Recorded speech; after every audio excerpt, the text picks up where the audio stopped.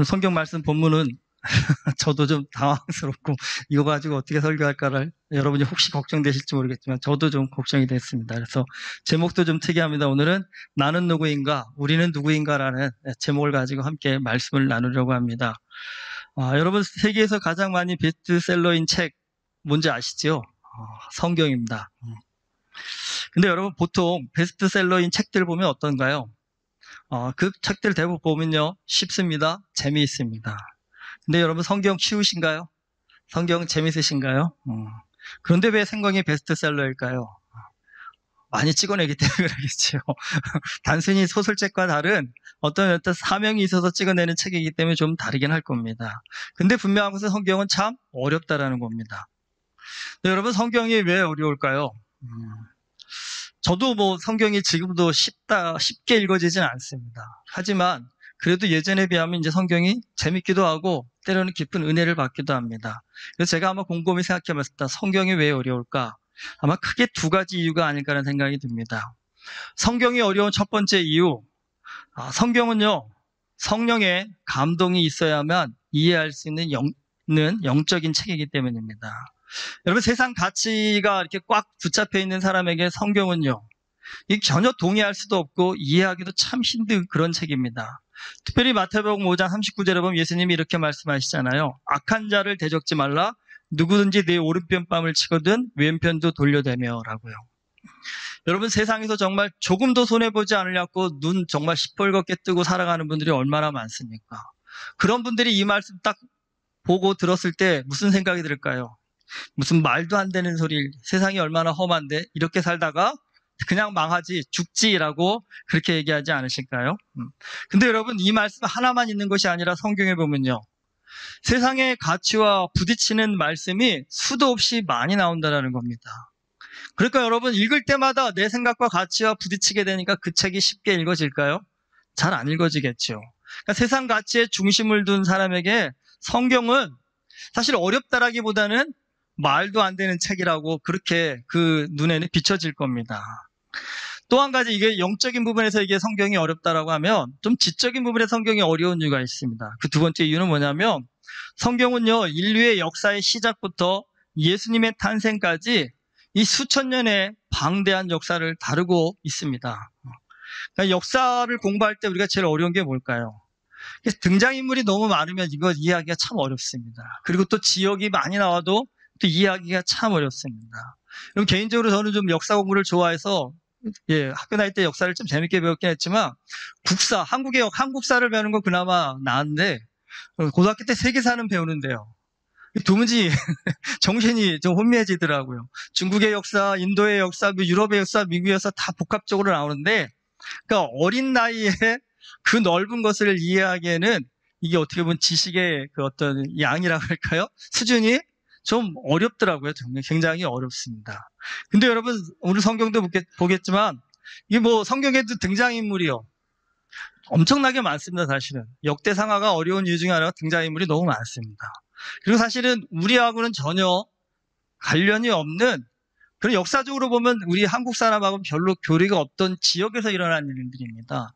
그러다 보니까 뭐 가나안이 어디라든지 바벨론 제국이라든지 페르시아 제국이라든지 이런 제국들은 한국하고 전혀 연관이 없기 때문에 이걸 어떻게 이해해야 될지에 대해서 사실 굉장히 어렵습니다.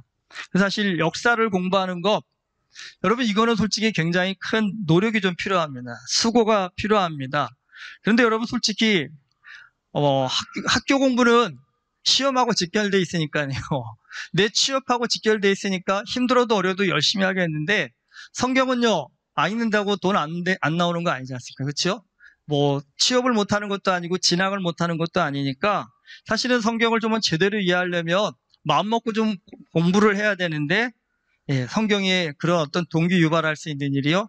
사실은 많지 않기 때문에 사실 성경을 이해하고 배우기가 굉장히 좀 어렵습니다. 어쨌든 성경을 근데 이해하기 위해서는요, 여러분 지식보다는 먼저 성령을 받아야 됩니다. 그러니까 성령 받고 그리고 나서 열심히 성경을 공부해야 하나님의 말씀인 성경이 이런 것이구나라는 것을 이해할 수가 있습니다. 근데 문제는 이 두 가지 다 쉽지가 않다라는 겁니다. 이 성령이라는 것은 내가 받고 싶다고 받고 안 받고 싶다고 안 받는 게 아니라 하나님께서 선물로 주셔야 된다는 것입니다. 그런데 그러면 하나님께서 성령을 누구에게 선물로 주실까요?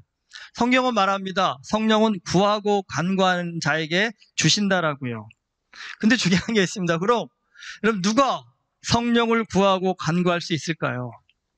그럼 첫 번째는 성령이 뭔지를 알아야 구하고 간구할 거 아닙니까? 그렇죠? 그러면 여러분 또 이런 질문을 합니다. 그럼 성령이 뭔지 알려면 어떻게 해야 됩니까? 다른 거 없습니다. 성경을 먼저 알아야 됩니다. 그러니까 성경을 아는 것이 성령을 아는 최선의 길입니다. 왜냐하면 성경이 성령을 말하고 있기 때문입니다. 그런데 참 어려운 게 뭐냐면 성경을 알려면요, 이 지식적으로 좀 열심히 연구하고 공부하고 노력해야 된다는데, 그러니까 시작이 이게 성령을 먼저 받아야 되는지 내가 공부를 열심히 해야 되는지. 근데 여러분, 동기유발이 없는 사람에게 공부 열심히 하라고 하면 참 어렵잖아요. 그러니까 동기유발은 성령이 하시는데 그 성령을 받으려면 내가 공부를 해야 된단 말입니다. 이거 어떻게 해야 되나요, 도대체? 그러니까 여러분, 결론은 하나입니다. 하나님이 은혜를 주셔야 됩니다.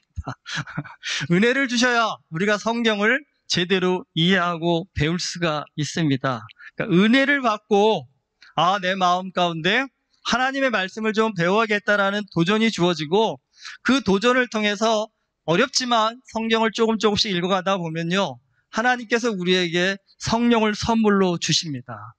그때 비로소 여러분, 시너지 효과가 일어나기 시작합니다. 이제까지는 읽기만 하면 졸렸고 무슨 뜻인지 하나도 이해 안 되던 성경이 여러분, 은혜를 받고 성령의 감동과 내 열정을 가지고 나아갈 때 갑자기요, 성경이 이해가 되어지고요, 눈에 들어오기 시작하는 역사가 일어난다는 사실입니다. 어쨌든 이러한 어떤 여러분 은혜의 체험, 경험을 하게 되시면 그때가 진짜 이제 내가 그리스도인으로서 첫 발을 내딛고 있구나 생각하시고도 과언이 아닙니다, 사실은. 여러분, 내가 아무리 기도를 잘하고 예배를 열심히 드리는데도 말씀이 들어오지 않는다 한다면 그건 아직까지는 좀 신앙생활에 있어서 불균형이라는 사실을 꼭 아셔야 됩니다.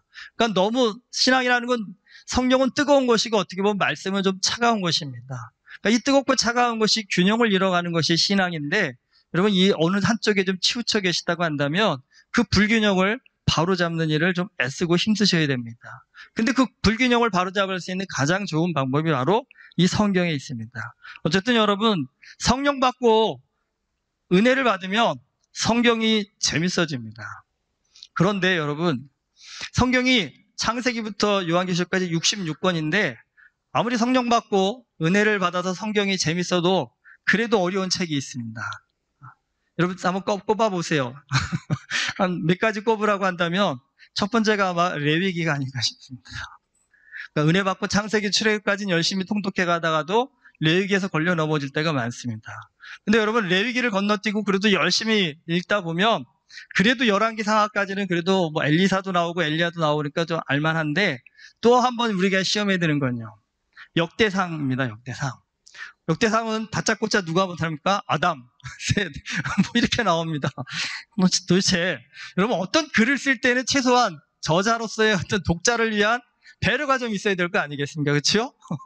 그러니까 역대상의 이 저자가 도대체 내가 이제부터 아담, 셋 이 족보를 쓰는 이유가 뭐다라고 좀 한 번쯤은 좀 짧게라도 설명을 해주고 딱 나오면 참 좋겠는데, 이건 뭐 밑도 끝도 없이 갑자기 딱 이름부터 나옵니다.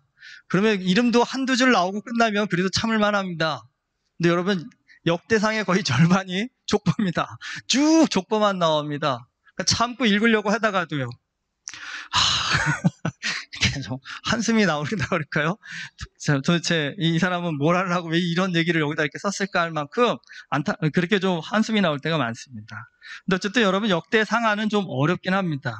근데 이 역대상하는 가만 보면 내용이요, 새로운 내용이 아닙니다. 사무엘하, 열왕기 상하의 요약본, 그게 바로 역대상하입니다. 특히 역대상 이 초반부는요, 아담부터 시작해서 바벨론 포로에서 돌아온 유다 백성들이 이르기까지의 아주 방대한 족보를 기록하고 있습니다. 여러분, 이번에 한번 통독하신 분들이 이거 읽으면서 이런 생각 한번 안 해보셨어요? 이걸 왜 기록했을까? 이걸 왜 성경에 넣었을까? 이런 생각 한 번에 안 해보셨습니까? 지금은 좀 덜하지만 여러분, 제가 어릴 때만 해도 예전에는 한국 사회에서 족보라는 건요, 니네 집에 족보 있어? 이게 그거는 굉장히 중요한 가문의 프라이버시 중에 하나였습니다. 저도 어릴 적에는 이 설날이나 추석에 가면 꼭 집안 어르신들이 있거든요. 할아버지들이 계신데 저희 아버님께서 꼭 그 할아버님들 데려가가지고 정말 이렇게 두꺼운 족보 보여주시면서 다 한자로 써 있는데 그 어린 나이에 제가 그걸 어떻게 알으려고 그걸 설명해 주시는데 여러분 노인분들 한번 이게 평소에 이렇게 골골 하시다가 그럴 때 한번 필 받으시면서 멈추질 않으시거든요. 그 어린 저를 데리고도 두세 시간도 끊이지 않고 우리 조상의 누가 이렇다 했다 이렇다는 얘기를 정말 쭉 해주십니다, 여러분. 그러면 어릴 때는 또 그거 그냥 앉아서 듣는 게 아니라 무릎 꿇고 들어야 되거든요. 집안이 높으신 할아버지이기 때문에 여러분 생각해 어린애가 어른 앞에서 한 두세 시간 무릎 꿇고 있으면요. 정말 힘든 일이죠, 사실은요. 근데 여러분 그걸 맨날 설날 추석 때마다 했다고 생각해 보십시오. 저는 큰 집 가는 게 별로 그렇게 좋지가 않았습니다. 뭐 먹는 거는 좋지만 일단은 가서 족보 얘기 또 들을 생각하면 좀 깜깜한 그런 상황이었습니다. 근데 제가 여러분한테 좀 그런 입장이 된 것 같습니다. 목사의 입장으로서 여러분 좀 이런 족보 얘기 빼내고 그냥 건너가면 참 좋겠는데 안 할 수가 없잖아요, 여러분요. 근데 여러분을 이렇게 앉혀놓고 또 계속적으로 이 얘기를, 그러니까 저는 또 필 안 받으려고 노력합니다. 짧게 끝내야 되니까. 근데 어쨌든 힘든 얘기입니다, 사실은요. 근데 사실 이런 얘기가 이제 다 옛날 얘기가 됐습니다. 족보를 설명해 주실 집안 어른들이 진짜 다 돌아가셨습니다. 그러니까 이제 저희 아버님 세대만 돌아가시고 나면 사실 저희 세대만 해도 저희 아이 데리고 가서 족보 설명해 주려면 저도 모릅니다, 이제. 저희 할아버지나 뭐 증조 고조 할아버님 이름도 모르고 사는 젠데 뭐 어떻게 설명을 해주겠습니까? 근데 어쨌든 뭐 시대가 점점점 족보 이런 얘기는 정말 구태연한 옛날 얘기가 돼버리는 그런 시대가 됐고, 사실 오늘과 같이 첨단 과학이 발전하는 시대에 뭐 일일이 족보를 다 기억하며 사는 것, 여러분 그거 시간 낭비처럼 느껴질 때가 참 많습니다. 하지만 우리가 꼭 좀 유념해야 될 것은 모든 사람이 족보를 자세하게 다 기억하며 살 필요는 없는 것 같습니다. 하지만 여러분 분명한 건 누군가는 자세한 족보의 내용을 기록하고 기억해 나가야 되는 것만큼은 꼭 필요한 일이라는 생각이 듭니다. 요즘 여러분 한국에서 좀 중국과의 역사로 인해서 문제가 많은 거 아시죠? 중국에서 김치가 원래 중국의 음식이었다라고 그런 얘기도 나오고, 한복도 이제는 원래 중국 옷인데 한국 사람들이 가져가서 자기 옷으로 만들었다라면서 이런 반론이 굉장히 많이 제기되고 있습니다. 비단 이게 김치 한복만의 문제가 아니라 이제는 한국이 아예 중국의 일부였다라는 역사적 주장, 동북공정이라고 하는 그런 중국의 역사 왜곡 문제가 굉장히 조직적으로 제기되고 있습니다. 오늘도 잠깐 뉴스를 보니까 고구려 산성들이 다 예전에 중국의 만리산성의 일부였다는 식으로 역사를 왜곡하는 일들이 굉장히 많이 제기되고 있답니다. 근데 여러분 이게 우리는 들으면 말도 안 돼라고 얘기할 수 있겠지만 이 중국 사람들이 전 세계적으로 이걸 얼마나 치밀하게 홍보하고 알리고 있든지, 사실 미국의 전임 트럼프 대통령이 했던 얘기 기억하십니까? 한국이 예전에는 중국의 일부였다라고 그렇게 트럼프 대통령이 얘기하는 바람에 또 한국 사회에서 한번 또 그 발칵 뒤집힌 일이 있습니다, 사실은요. 근데 사실 역사 얘기가 나오면 중국한테 우리는 솔직히 일본도 역사 왜곡을 하지만 중국의 역사 왜곡을 하면 우리가 굉장히 밀릴 수밖에 없답니다. 이유가 뭐냐면 이 중국 사람들은 역사를 기록된 책으로 남기는 일을요 아주 집착에 가까울 정도로 굉장히 열심히 한다는 겁니다. 그러니까 중국은 굉장히 고대로부터의 그 역사를 기록한 책들이 굉장히 많이 남아 있는데, 한국은 아쉽게도 고대 역사, 고조선이든지 고구려, 백제, 신라에 이르기까지의 그 역사를 기록한 역사 문헌이 하나도 남아있지가 않습니다. 그러니까 제일 빨라야 고려 때 기록한 삼국사기, 삼국유사 정도라고 합니다. 그러니까 지금 우리가 알고 있는 모든 고조선이며 고구려, 신라, 백제 고대 역사는 다 중국 역사에 기록된 내용들을 더듬어서 우리의 역사로 세워놨다는 겁니다. 그러니까 결국은 중국 사람들은 그걸 알고 있었답니다. 세월이 오래 지나고 나면 후세에는요 책으로 기록된 역사만 기억된다라는 사실을 중국 사람들은 아주 오래전부터 알고 있었답니다. 그래서 아주 그냥 집요하게 자신들의 역사를 책으로 남기는 일을 굉장히 열심히 했다고 합니다. 그런데 안타깝게도 우리 한국 사람들은요, 족보 얘기하면 그런 분들 많이 난다. 먹고 살기도 바쁜 시대에 뭐 그까지 그거 책 쓰는 일 때문에 돈 쓰고 힘 쓰고 애쓰냐라고 얘기한다는 겁니다. 근데 여러분, 이게 세월이 지나놓고 보니까요, 이게 좀 어리석은 선택이었다는 거죠. 족보를 기록하는 일이 힘든 일이긴 하지만 여러분, 이걸 기록해 놓지 않으면요, 문제는 후대의 이 후손들이 자기들이 어떤 존재인지조차 모르는 그런 정체성을 잃어버린 그런 민족이 될 수 있다는 사실입니다.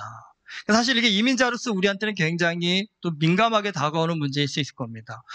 한국인이 호주 와서 사니까 굳이 우리가 한국 사람으로서의 정체성을 가질 필요가 있느냐, 이런 생각들을 갖기 참 쉬운 우리 이민 사회이지만, 그럼에도 불구하고 여러분, 자신의 민족적 정체성을 갖지 않은 민족이 세상에서 살아남는 경우는 드물다라는 그 역사의 교훈이 있다는 겁니다. 그러니까 역대 상하, 사실 이게요 여러분, 살기 편하고 돈 많고 쉬운 시대에 기록된 게 아닙니다. 이 역대 상하가 기록된 시기에 이스라엘은 정말 먹고 살기가 너무 힘든 시대였다는 사실입니다. 그러니까 그 먹고 살기 힘든 시대에 아마 이 족보를 기록하고 있는 역대 상하는 에스라가 쓴 걸로 추정이 되고 있습니다. 아마 많은 사람들이 욕했을 겁니다. 너는 지금 나가서 당장에 먹고 살기 위해서 애써야 되는 이 시기에 지금 뭐 하고 있느냐라고 그런 비난을 받았을 수도 있을 것입니다. 근데 어쨌든 에스라는 굴하지 않고 족보를 기록합니다. 이유는요, 지금 상황이 이걸 안 쓰면 안 되는 상황이 되어버렸기 때문입니다. 그러니까 역대 상하가 기록된 시기는 남유다가 BC 580년에 바벨론에 망해서 포로로 끌려갔다고 말씀드렸죠. 그런데 70년 후에 그들이 다시 고국인 이 팔레스타인 가나안 땅으로 돌아오게 됩니다. 그러니까 70년 만에 돌아왔다고 생각해 보십시오, 여러분.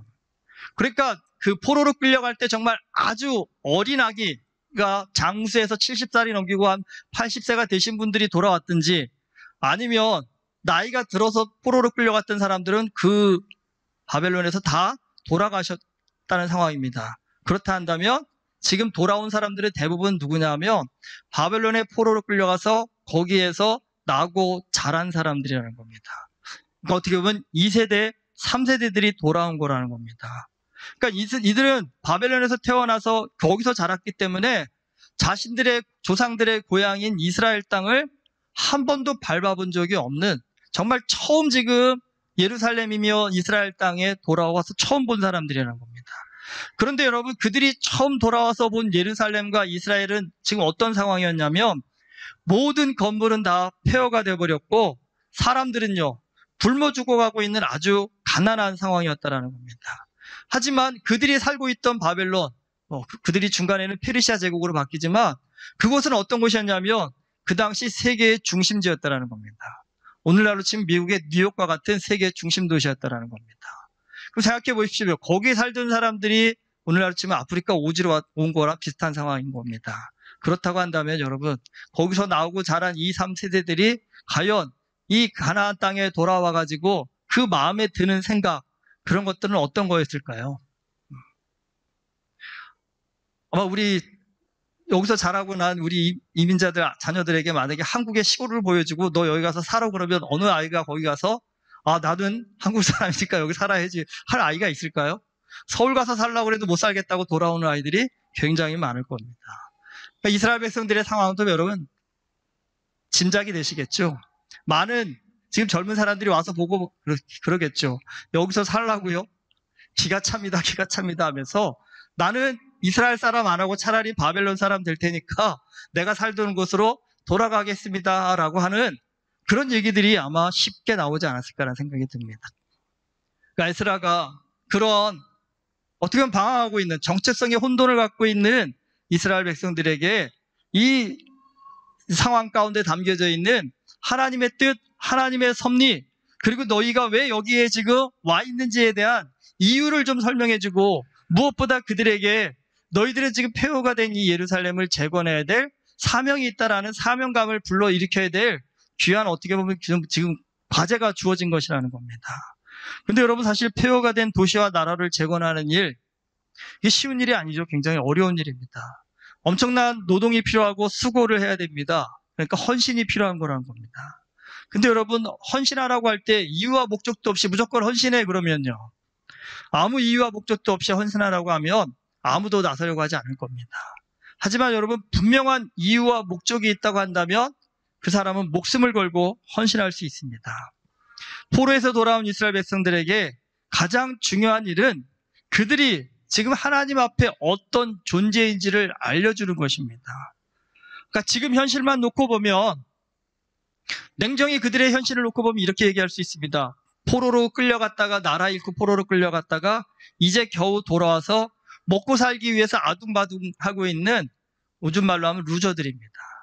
뭐 별 볼 일 없는 사람들인 겁니다.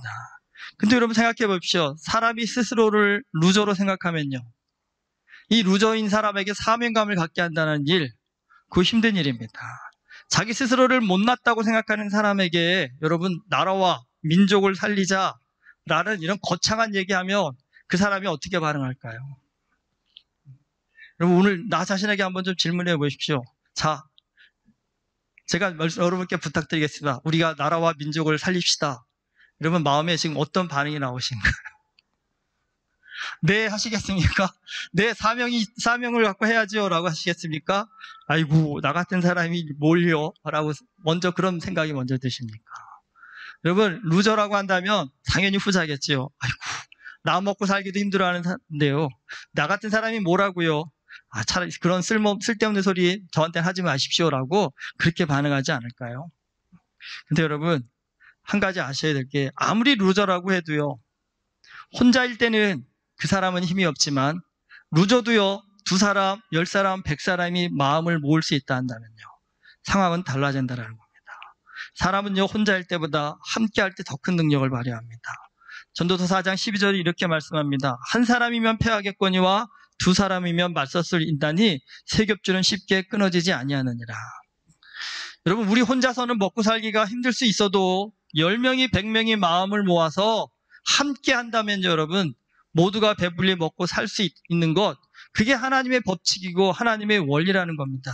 그리고 이게 바로 하나님께서 말씀하시는 공동체의 능력이라는 것입니다. 여러분, 오늘날 유대인이 전 세계 인구의 채 3%가 되지 않는다고 합니다.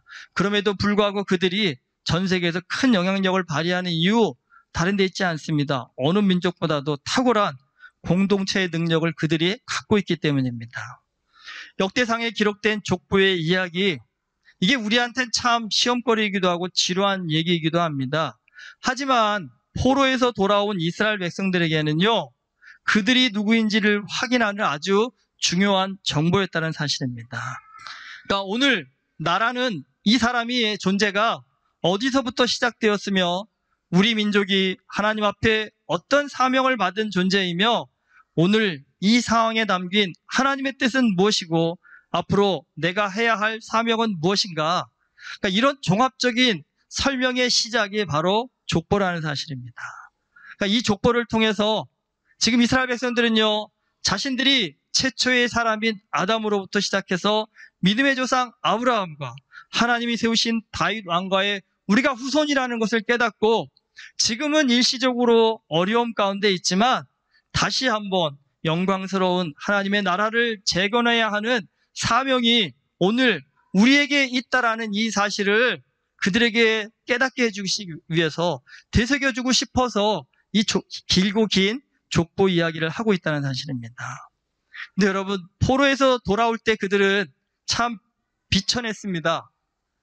아주 미천한 존재에 불과했습니다. 하지만 그들이 여러분, 이 말씀을 듣고 마음의 사명감을 갖고 우리 함께하자, 우리가 다시 한번 하나님 앞에 마음을 모으면 하나님께서 우리를 사용하실 것이다라는 믿음을 갖기 시작해서 그들이 마음을 먹기 시작하니까요, 정말 먹고 살기에도 힘든 상황에서 도무지 할 수 없을 것 같았던 예루살렘 성전 재건과 예루살렘 성벽 재건이라는 그런 큰 일들을 그들이 이루어내었다는 사실입니다. 사명감으로 하나의 공동체가 될 때 여러분, 그 공동체가 얼마나 큰 일을 이루어낼 수 있는가를 그들이 경험하여 알게 된다는 겁니다. 그래서 이제 그들은요, 정말 세상의 루저가 아니라 하나님의 백성으로서의 긍지와 자부심, 이것을 갖는 진정한 하나님의 자녀로서 거듭날 수 있는 힘을 갖게 되었다는 겁니다. 그러니까 역대 상하는요, 정말 이렇게 시리와 좌절에 빠져있던 그 이스라엘 백성들에게 용기와 희망을 주고자 하는 목적을 갖고 기록된 책입니다. 그렇다 보니까 이 역대 상하는요, 열왕기 상하와 비교해 봤을 때 역사적 기록 면에 있어서는 많이 빈약합니다. 그러니까 열왕기 상하에서는 이스라엘 역사의 좋고 나쁜 것 빠지지 않고 아주 정확하게 모든 역사를 다 기록한 반면에 이 열왕기 역대 상하는 가급적 나쁜 얘기는 다 빼려고 애썼습니다. 그러니까 다윗이 밧세바를 범한 죄는 아예 언급조차 하지 않았고요. 인구조사를 한 내용들도 아주 간략하게만 기록합니다. 그리고 좋은 얘기는요, 굉장히 디테일하게 자세하게 강조하여 기록하였습니다. 그래서 사실은 역대상하는 이 학문적으로 보면 비판을 많이 받기도 합니다. 역사를 아주 편향적인 시각에서 자기 쓰고 싶은 내용만 쓴 그런 아주 잘못된 책이라는 그런 비판을 받기도 합니다. 근데 여러분 꼭 그렇게만 볼 것이 아니라 열왕기 상하를 쓸 때에는 사실은 남유다가 이제 막 멸망을 할 때였습니다. 근데 여러분 남유다 백성들이 얼마나 끝까지 완고했는지 그때 당시에 선지자가 누구냐면 예레미야였습니다. 예레미야는 망하기 전부터 계속 너희 죄 때문에 망할 거다라고 얘기했는데 진짜 나라가 망했습니다. 그러면 여러분 그 예레미야의 말에 이제 유다 백성들은 어떻게 반응해야 될까요? 예레미야가 분명히 경고했거든요. 너희가 우상을 숭배하고 하나님을 경외하지 않기 때문에 망할 거라고 얘기했는데 그대로 됐어요.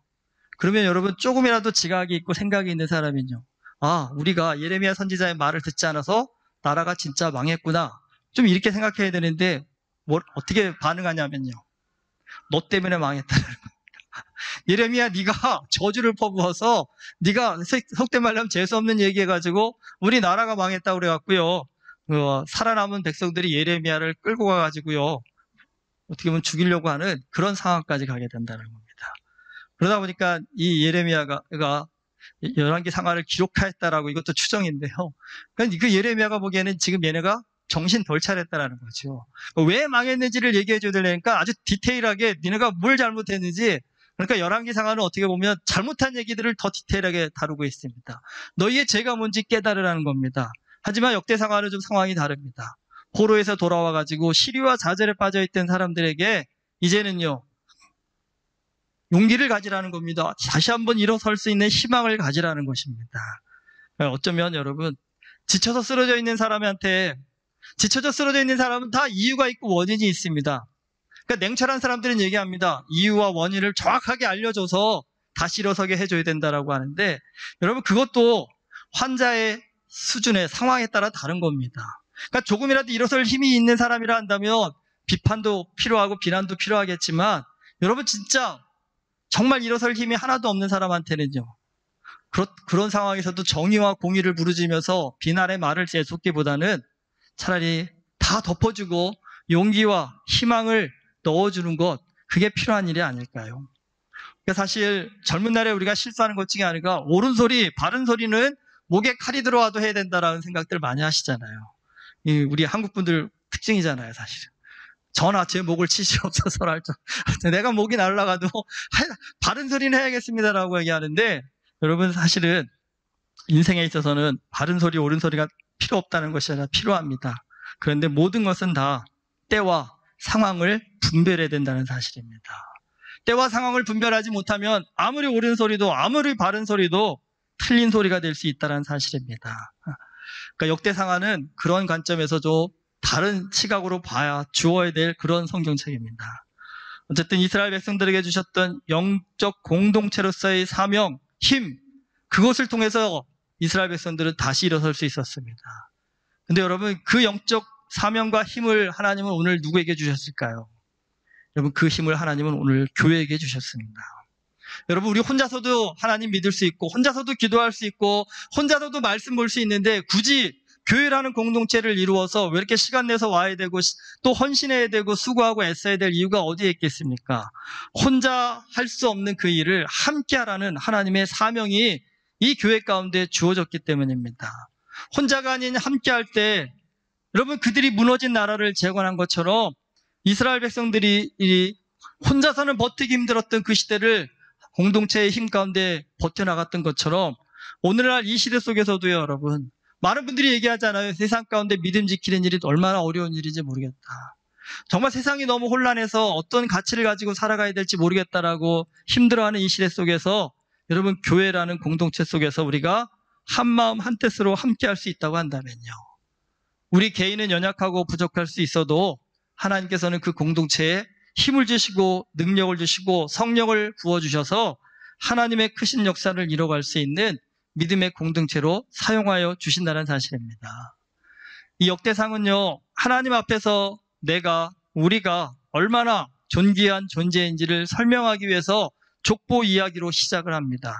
그리고 하나님 앞에서 존귀한 우리가 믿는 자로서 사명을 다시 회복해야 함을 강조하기 위해서 그 남유다의 역사를 아주 자세하게 기록하고 있습니다.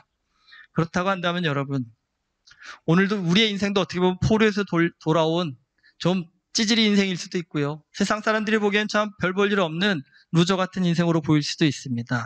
하지만 여러분, 그런 상황 가운데서도 우리가 꼭 기억해야 될 것이 뭘까요? 이 족보의 한 칸에는 누구의 이름이요? 하나님은 오늘 우리의 이름도 써주셨다는 사실입니다. 윤 집사님이 한번 은혜를 나눠주셔서 너무 감사하더라고요. 그러니까 이 족보의 이야기를 듣다 보니까 천국의 생명책이 아마 이 족보가 아닐까라는 생각이 드셨답니다. 그래서 천국에 가서 생명책을 읽을 때 은혜교회 성도들의 이름을 거기서 발견할 때 얼마나 기쁠까라는 그런 말씀을 해주시더라고요. 근데 그 말씀을 들으니까 정말 그럴 것 같아요, 여러분. 특히 목사로서 물론 저부터 천국을 가야겠지만 제가 천국 가서 생명책을 보는데 여러분, 저보다 먼저 가신 분들의 이름이 생명책에 기록된 것을 발견했을 때 얼마나 여러분 이게 가슴이 벅찰까요? 얼마나 행복할까요? 역대상의 족보는 내가 읽는 게 굉장히 어려운 일일 수 있겠지만 여러분, 은혜교회 성도들의 이름을 생명책에서 찾는 그 족보를 볼 때는 한눈 팔지 않고 집중할 수 있는 힘이 나오지 않을까요? 그런 은혜가 나오지 않을까요? 여러분, 그러나 분명한 것이 있습니다. 예수 그리스도의 은혜로 말미암아 여러분, 이 족보는 끝난 것이 아닙니다. 역대상의 족보 끝났다 덮어버리시지 말고요. 그 족보의 한 칸에는 누구 이름이요? 분명히 하나님께서 오늘 나의 이름을 기록하고 계시고 새겨놓고 뭐하고 계실까요? 우리로 하여금 기대하고 계시다는 사실입니다. 너도 너희 믿음의 조상들이 그 어려운 시기 가운데서도 그 부족한 사람들이, 연약한 사람들이 마음 모아서 하나님의 역사를 이뤄낸 것처럼요, 오늘 우리도요, 작지만 부족하지만 하나님 나라의 그 족보에 한 이름을 올려서 주 안에서 함께 마음을 모으고 뜻을 모아서 하나님이 우리에게 기대하시는 그 놀라운 일들을 좀 이뤄가라는 그 기대함을 오늘 우리에게도 동일하게 갖고 계신다는 사실입니다. 중요한 것은 여러분, 이것을 사명으로 받아들인다면 우리의 인생이 분명히 변화될 수 있을 것입니다. 하지만 나와 상관없는 얘기, 지루한 얘기, 나는 전혀 관심 없는 얘기로 덮어버리신다 한다면 여러분, 하나님이 기록해 주셨음에도 불구하고 우리 스스로 우리의 이름을 지워버리는 어리석은 인생이 될 수도 있다는 사실입니다. 여러분, 오늘 힘들게 역대상 잘 통독하고 완주하신 분들은 축하를 드립니다. 근데 여러분, 그 축하의 말미에 이것 꼭 하나 기억해 주십시오. 내 이름도 하나님께서 여기에 기억하고 계시다. 하나님이 기억하시고 기대하시는 바대로 사명감을 가지고 내 인생을 다시 한번 하나님의 공동체 안에서 힘을 갖고 능력을 갖고 다시 한번 일어서 봐야겠다. 다시 한번 도전해 봐야겠다라는 그런 믿음의 어떤 사명을 우리 가슴에 새길 수 있기를 주님의 이름으로 축원합니다. 기도하시겠습니다. 하나님 아버지, 부족하고 연약했던 그 포로에서 돌아온 이스라엘 백성들 한 영혼 한 영혼을 주님께서 기억하셔서 그들을 일으켜 세우시고자 그들에게 귀한 은혜의 말씀을 허락하여 주셨습니다. 겉으로 보기에는 지루한 말씀이었지만 그 속에는 내가 이들을 기억하고 있듯이 내가 너희도 기억하고 있다라고 하는 하나님의 크신 사랑이 담겨져 있음을 보았습니다. 주님, 그 족보가 역대상에서 끝나지 않고 오늘 우리에게도 이어지고 있는 줄 믿습니다. 하나님께서 기록하시고 기억하시는 그 족보에 오늘 우리의 이름이 새겨져 있는 줄 믿습니다. 아버지 하나님, 주님께서 기대하신 바 각대로 주님께서 원하시는 바대로 하나님 다시 한번 우리가 우리의 삶을 사명감을 갖고 돌아보게 하여 주시옵소서. 그냥 되는 대로 그냥 하루하루 닥치는 대로 살아가는 인생이 아니라 하나님께서 오늘 나를 기억하셨다. 하나님께서 오늘 나에게 기대하고 계시다라는 그 사명감을 가지고 우리의 인생을 하나님의 공동체 안에서 다시 한번 일으켜 세울 수 있는, 다시 한번 도전해 볼 수 있는 하나님 그 믿음의 열정, 능력, 은혜가 우리의 삶 가운데, 우리의 심령 가운데 일어날 수 있도록 주님께서 우리를 붙잡아 주시옵소서. 예수 그리스도 이름으로 기도드립니다. 아멘.